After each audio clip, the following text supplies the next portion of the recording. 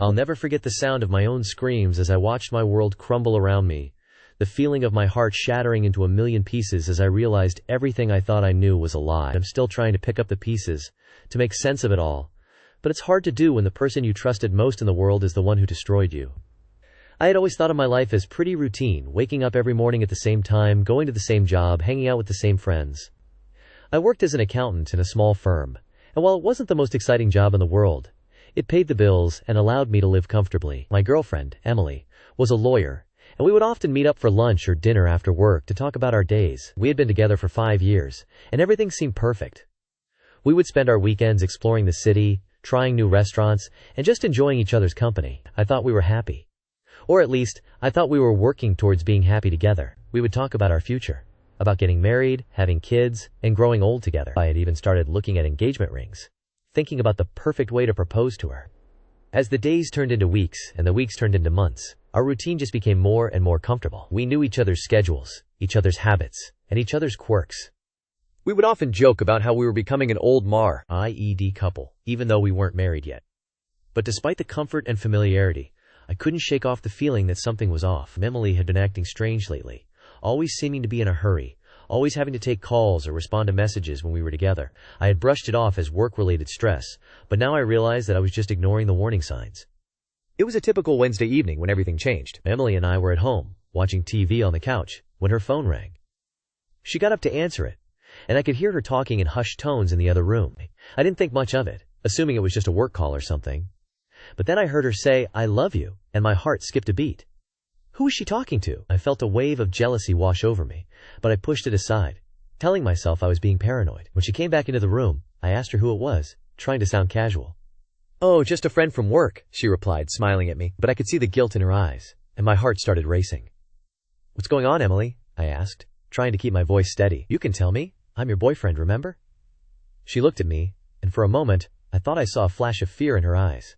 I can explain," she stuttered, and then she dropped the bombshell. "I've been seeing someone else, and I'm sorry."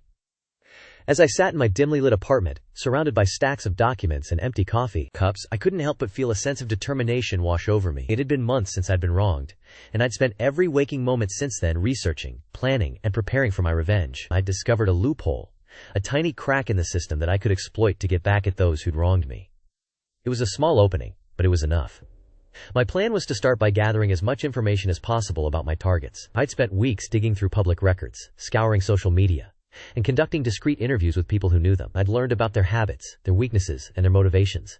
I knew where they lived, where they worked, and what they did in their free time. I'd even managed to get my hands on some sensitive financial information, which would prove to be invaluable in the coming weeks. With my research complete, I began to put my plan into action. I started by making a series of small, seemingly insignificant moves. I opened a new bank account in a fake name and began to transfer small amounts of money into it. I created a new email address and started sending subtle, innocuous messages to my targets. I even went so far as to create a fake social media profile, complete with a convincing backstory and a handful of acquaintances. As the days turned into weeks, my targets began to notice strange things happening around them. They'd receive mysterious emails or find small amounts of money missing from their accounts. They'd see strange posts on social media or receive friend requests from people they'd never met. At first, they thought it was just a coincidence or the result of a minor glitch. But as the occurrences continued, they began to feel a growing sense of unease.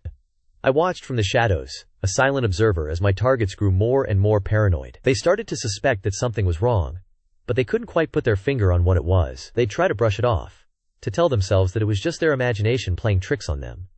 But deep down, they knew that something was off. I continued to push, to nudge, and to prod. I sent more emails, made more transfers, and posted more updates. I started to make my presence known, to make it clear that I was watching and waiting. My targets began to feel like they were living in a fishbowl, with me staring in at them from the outside.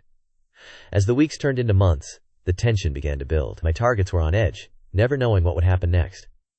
They'd try to go about their daily lives, but they couldn't shake the feeling that they were being watched. They'd see things out of the corner of their eye, or hear strange noises in the night. They'd start to wonder if they were losing their minds, or if someone was really out to get them.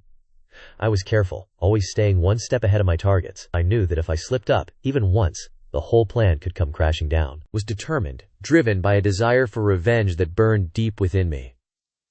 I'd been wronged, and I was going to make sure that those who'd wronged me paid the price. The slow burn was working, the tension building to a fever pitch. My targets were on edge, never knowing what would happen next. And I was just getting started. I had a whole arsenal of tricks up my sleeve.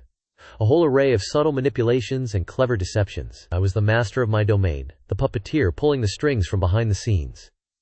As the months dragged on, my targets began to crack. They'd argue with each other, or lash out at innocent bystanders.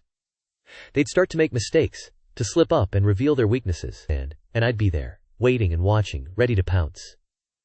The final act was approaching, the grand finale of my revenge. I could feel it building, the tension coiling like a spring. My targets were on the brink of collapse, their minds reeling from the constant barrage of subtle attacks, and I was ready, poised to deliver the final blow. But for now, I'd just keep watching, keep waiting. The slow burn was working, and I was content to let it simmer, to let the tension build to a boiling point. My targets thought they were safe, thought they'd weathered the storm, but they were wrong. I was just getting started, and they had no idea what was coming their way. Highs times asterisk. The fallout. It's been 2 years since the truth about my former boss, Mr. Johnson, came to light. The investigation revealed a web of deceit, corruption, and exploitation that went all the way to the top. The company's board of directors was forced to take action, and Mr. Johnson was fired in a very public and humiliating manner. The lawsuits started pouring in, with several former employees, including myself, filing claims against the company for wrongful termination, harassment, and emotional distress. The company's insurance barely covered the damages, and they were forced to pay out millions of dollars in settlements. But the most satisfying consequence of all was Mr. Johnson's personal downfall. His wife, who had been living in blissful ignorance of her husband's antics, finally discovered the truth and divorced him, taking a significant chunk of his assets with her. He was left alone, his reputation in tatters, and his bank account severely depleted. As for me, I'm doing great. I've started my own business, a consulting firm that helps companies create positive and inclusive work environments. I've written a book about my experiences, and have become a sought-after speaker on the topic of workplace harassment and bullying. I've also been able to reconnect with my former colleagues, many of whom have gone on to find new and fulfilling careers. We still keep in touch and support each other, and it's amazing to see how far we've all come. I look back on those difficult years with a sense of pride and satisfaction. I stood up for myself and for others, and I refused to back down in the face of adversity. I hope that my story can serve as an inspiration to others who may be facing similar challenges. Today I'm proud to say that I'm a survivor, a thriver, and a champion of justice. I've found my voice, and I'm using it to make a difference. TLDR